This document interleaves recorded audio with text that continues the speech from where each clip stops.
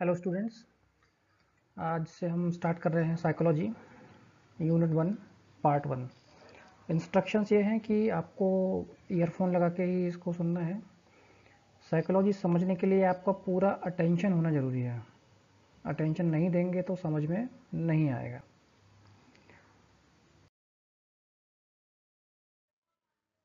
ये आईएनसी का साइकोलॉजी का सिलेबस है जिसके अकॉर्डिंग ही हम चल रहे हैं। फर्स्ट यूनिट है introduction.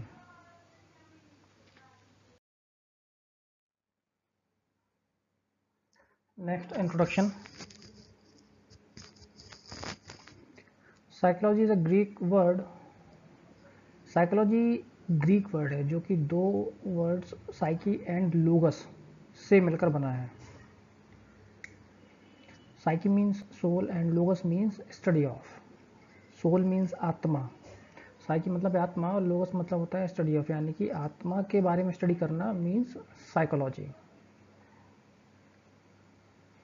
Letter on William James used the term mind which replaced soul. बाद में विलियम जेम्स नाम से एक साइकोलॉजिस्ट हुए जिन्होंने सोल टर्म को रिप्लेस किया माइंड से। मीन्स पहले जो था study of soul is psychology, फिर हो गया study of mind is psychology. Mind के बारे में स्टडी करना साइकोलॉजी है। As year went by the meaning of psychology is changed. जैसे जैसे साल निकलते रहे, समय निकलता रहा, वैसे वैसे साइकोलॉजी का मीनिंग चेंज होता रहा। The current definition of psychology as the systematic study of human and animal behaviour come to accepted. Means आज का जो समय चल रहा है, आज के समय में psychology is the systematic study of human and animal behaviour. Human और एनिमल के बिहेवियर के बारे में स्टडी करना साइकोलॉजी है।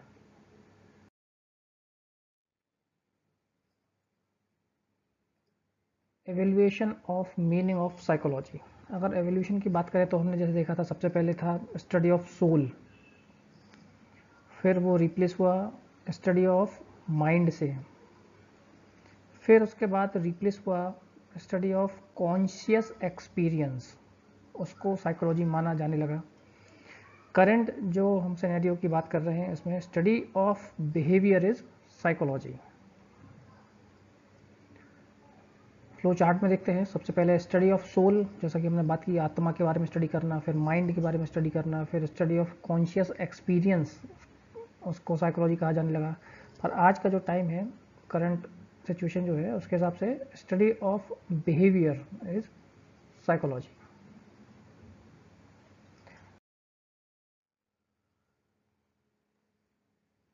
मीनिंग ऑफ बिहेवियर, जैसा भी हमने देखा कि हमारी जो करंट डेफिनेशन चल रही है उसके हिसाब से ह्यूमन और एनिमल के बिहेवियर के बारे में स्टडी करना साइकोलॉजी है। ठीक है, तो हम समझ गए हैं। तो अब हमको समझना है कि बिहेवियर मतलब क्या होता है, बिहेवियर का मीनिंग क्या है। The term behaviour include, behaviour में क्या क्या इंक्लूड होता है। फर्स्ट है मोटर और cognitive activity like walking, swimming, dancing. जितनी भी फिजिकल एक्टिविटीज़ होती हैं हम करते हैं, वॉक करना, रनिंग करना, डांस करना, जो भी फिजिकल एक्टिविटी कर रहे हैं वो मोटर एक्टिविटी। फिर cognitive activity like thinking, reasoning, imagining. Mind की कुछ एक्टिविटीज़ होती हैं जिनको मेंटल फंक्शंस भी बोलते हैं हम। माइंड की एक्टिविटी जैसे thinking, reasoning, imagining, memory, learning, forgetting, intelligence, ये सब कॉग्निटिव एक्टिविटी में आता है। थर्ड और लास्ट है affective activity like feeling happy, sad, angry. अब थोड़ा कन्फ्यूजन हो रहा होगा कि कॉग्निटिव और अफेक्टिव एक्टिविटी तो एक ही है, इनको अलग अलग क्यों बताया गया है। तो ये लग रही है एक जैसी पर एक जैसी नहीं है। कैसे? हमने बोला था माइंड के जो फंक्शन है, मेंटल एक्टिविटी है, वो कॉग्निटिव एक्टिविटी है। ठीक, हम स्किल वाली बात करें अगर, तो हमारी जो माइंड की क्या क्या स्किल है, हम थिंकिंग कर सकते हैं, स्किल है। हम इमेजिनिंग कर रहे हैं, वो इमेजिन कर सकते हैं कुछ, वो हमारी माइंड की स्किल है। लर्निंग करते हैं, वो माइंड की स्किल है। अफेक्टिव एक्टिविटी मतलब अफेक्ट होना, प्रभावित होना। ठीक, अब कुछ अफेक्टेड एक्टिविटी कैसे होती हैं, जैसे कुछ इंसिडेंस हुआ, कुछ घटना हुई, वो घटना आपको दुखी कर सकती है, हो सकता है किसी और को उससे हैप्पीनेस मिले, कोई और उस पर एंग्री हो जाए। तो ये person to person behaviour change है यहाँ पे, समझ रहे हो, कोई खुश हो रहा है कोई दुखी हो रहा है सेम सिचुएशन पे।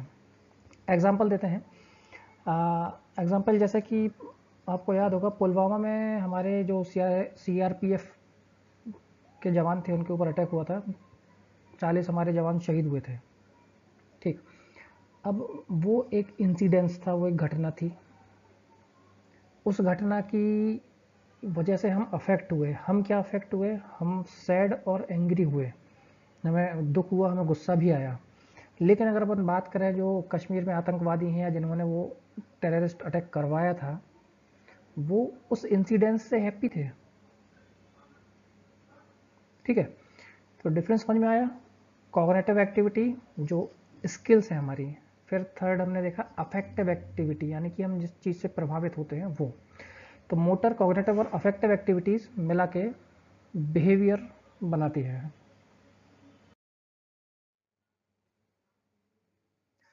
नेक्स्ट देखेंगे हम history and origin of science of psychology, यानी कि हिस्ट्री, इतिहास क्या रहा है और ओरिजिन स्टार्ट कहाँ से हुआ साइकोलॉजी।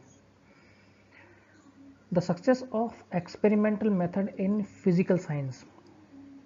फिजिकल साइंस में कुछ एक्सपेरिमेंटल मेथड यूज़ किए थे साइंटिस्ट ने, जिनका रिजल्ट अच्छा मिला। उसकी वजह से कुछ फिलोसोफर या थिंकर्स इनकरेज हुए। उन्होंने सोचा कि माइंड और बिहेवियर को भी स्टडी किया जा सकता है साइंटिफिक मेथड में।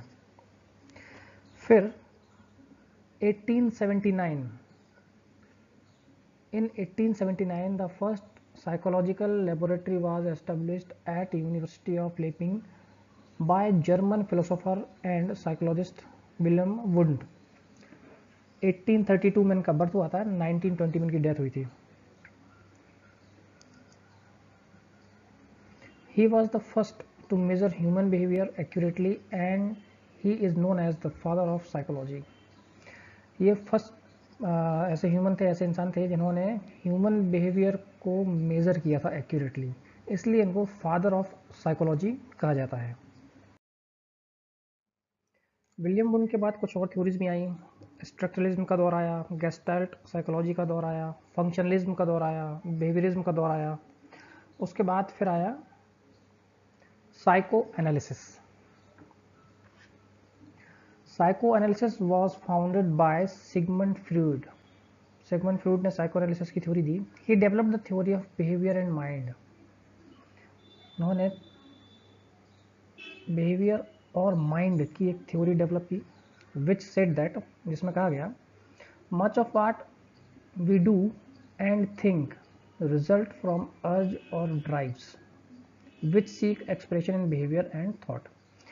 यानी कि व्हाट वी डू, हम जो करते हैं, एंड थिंक, या जो सोचते हैं, रिजल्ट फ्रॉम अर्ज और ड्राइव्स, वो रिजल्ट है फ्रॉम अर्ज। अर्ज मतलब क्या होता है, जो हमारी ज़रूरतें हैं या नीड है। Which seek expression in behaviour and thought, वही हमारे बिहेवियर और थॉट में एक्सप्रेस होता है या दिखता है। It is the expression of unconscious drives which shows up in behaviour and thought.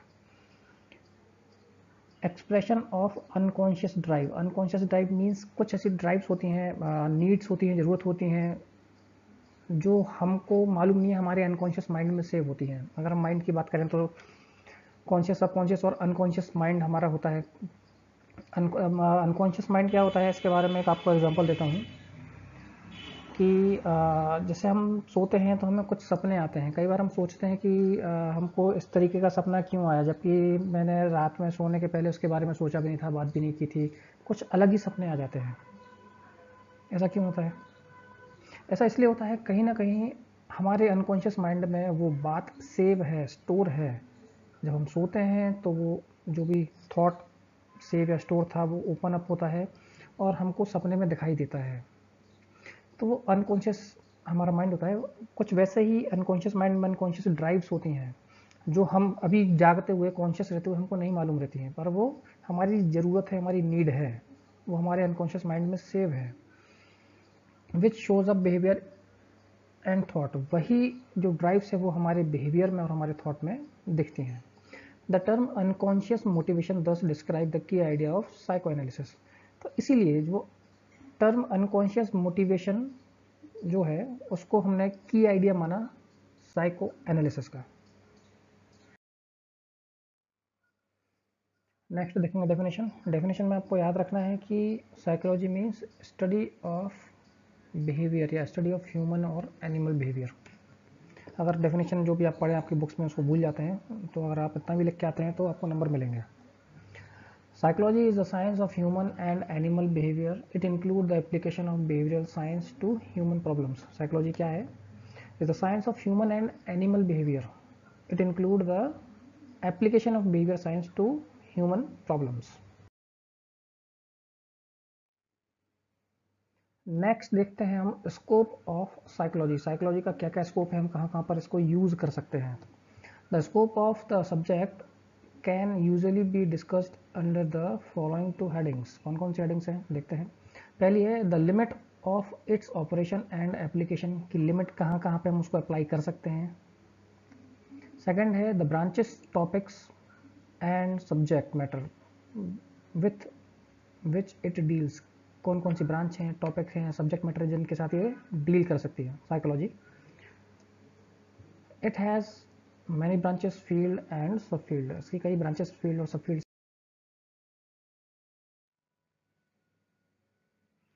Next अब हम देखते हैं ब्रांचेस ऑफ प्योर साइकोलॉजी। अगर स्कोप के बारे में हम बात करें तो उसको हमने डिवाइड कर रखा है प्योर साइकोलॉजी और अप्लाइड साइकोलॉजी में। तो सबसे पहले प्योर साइकोलॉजी की ब्रांचेस हम देखेंगे।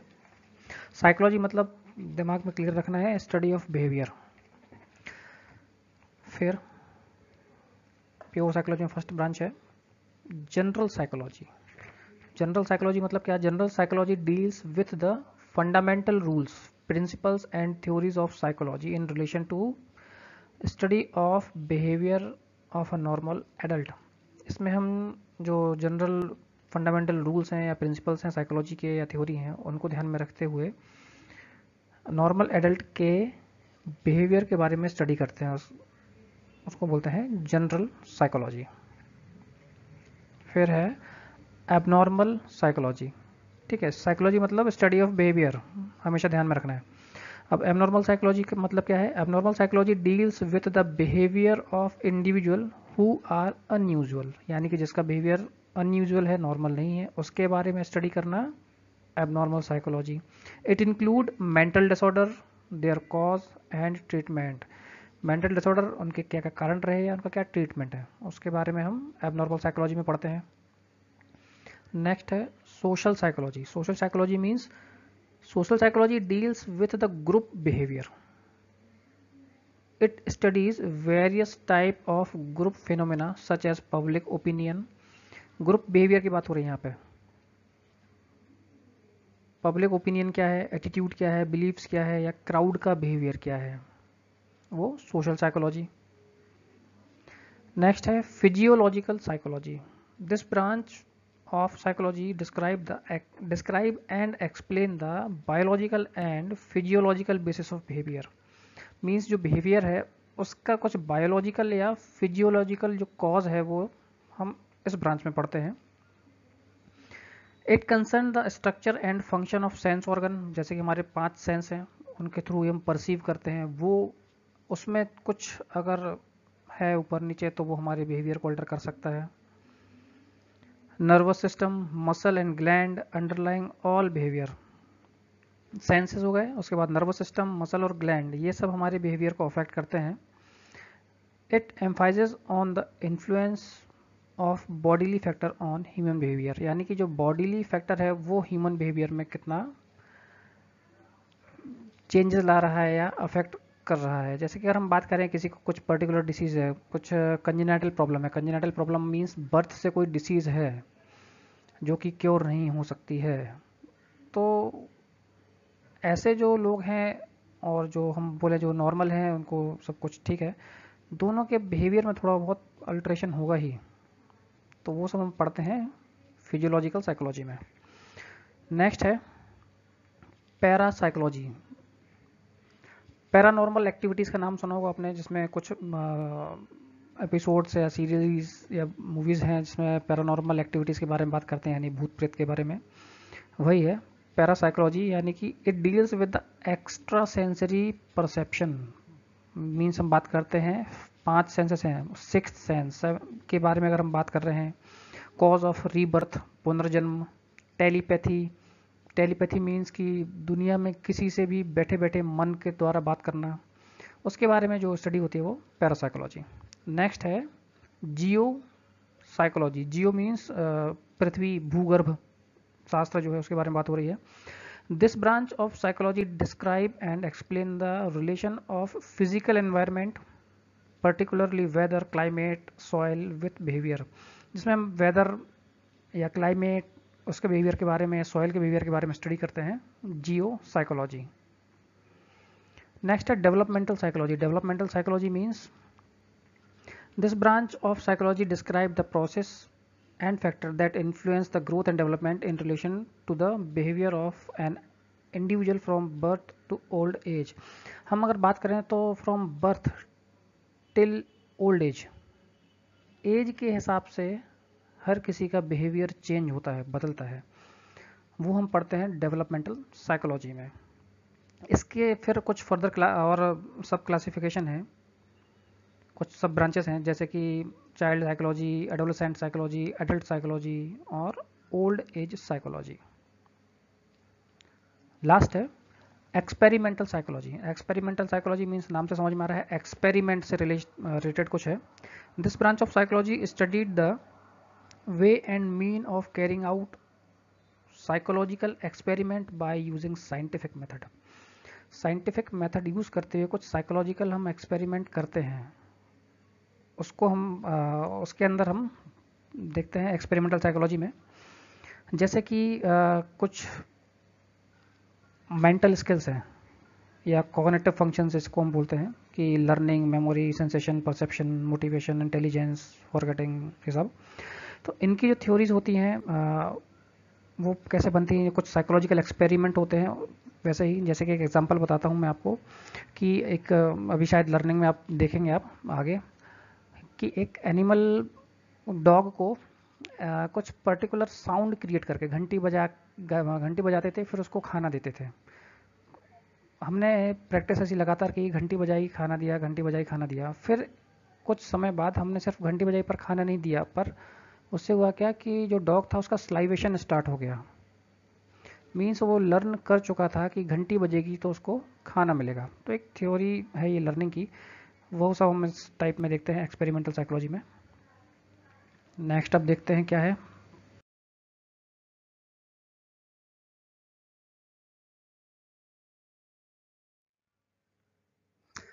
Applied psychology.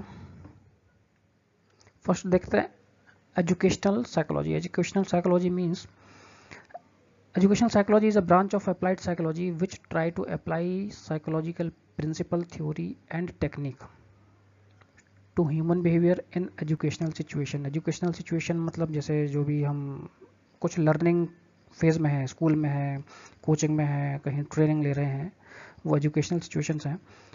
ऐसी सिचुएशन में साइकोलॉजिकल प्रिंसिपल, थ्योरी या टेक्निक का यूज़ करते हैं।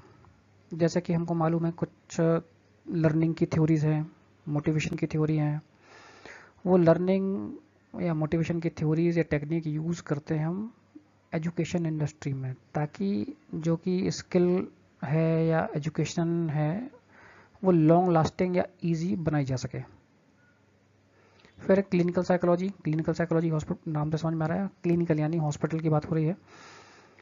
दिस इज द लार्जेस्ट सब field of psychology. This branch of applied psychology describe the cause of mental illness, abnormal behavior of a patient, suggest treatment and effective adjustment of the affected person in the society। यानी कि इस branch में क्या पढ़ते हैं, क्या समझते हैं, कॉज ऑफ मेंटल इलनेस, मानसिक जो रोग होते हैं उसके कारण क्या है, एबनॉर्मल बिहेवियर, उसका ट्रीटमेंट, और जो अफेक्टेड पर्सन है यानी मेंटल इल पर्सन है उनका effective adjustment in the society, society में उनको कैसे एडजस्ट किया जा सके। Industrial psychology. Industrial psychology means industry या किसी कंपनी की बात हो रही है। ये ह्यूमन बिहेवियर या जो थ्योरी है टेक्निक का यूज़ करते हैं अच्छे एम्प्लॉयज़ को हायर करने में, उनको ट्रेनिंग देने में और उनको अपनी कंपनी में बनाए रखने में। फिर है legal psychology. Legal psychology means study of behaviour of a person like client, criminal, witnesses. जो क्लाइंट हैं, क्रिमिनल जिनने क्राइम किया हुआ है, या विटनेसेस, उनके बिहेवियर स्टडी करने के लिए, असेस करने के लिए कई बार आपने देखा होगा कि पुलिस जो रहती है, कुछ क्राइम सीन होता है, पुलिस जाती है, इंक्वायरी करती है, फिर पता लगा लेती है कि क्राइम किसने किया। वो लीगल साइकोलॉजी का यूज़ करते हैं, उनकी टेक्निक से बात करने से वो जो भी रूट कॉज है उसको निकाल लेते हैं। फिर नेक्स्ट है military psychology. Military psychology, this branch of psychology is concerned with the use of psychological principle and technique in military science, कि ड्यूरिंग वॉर के टाइम जो सोल्जर्स हैं उनका मॉरल कैसे हाई रखा जाए, या जो सिटीजन्स हैं उनका मॉरल कैसे हाई रखा जाए। अब जैसे कि आपने विंग कमांडर अभिनंदन के बारे में देखा ही होगा, जब पुलवामा अटैक के अगेंस्ट में एयर स्ट्राइक किया था इंडिया ने,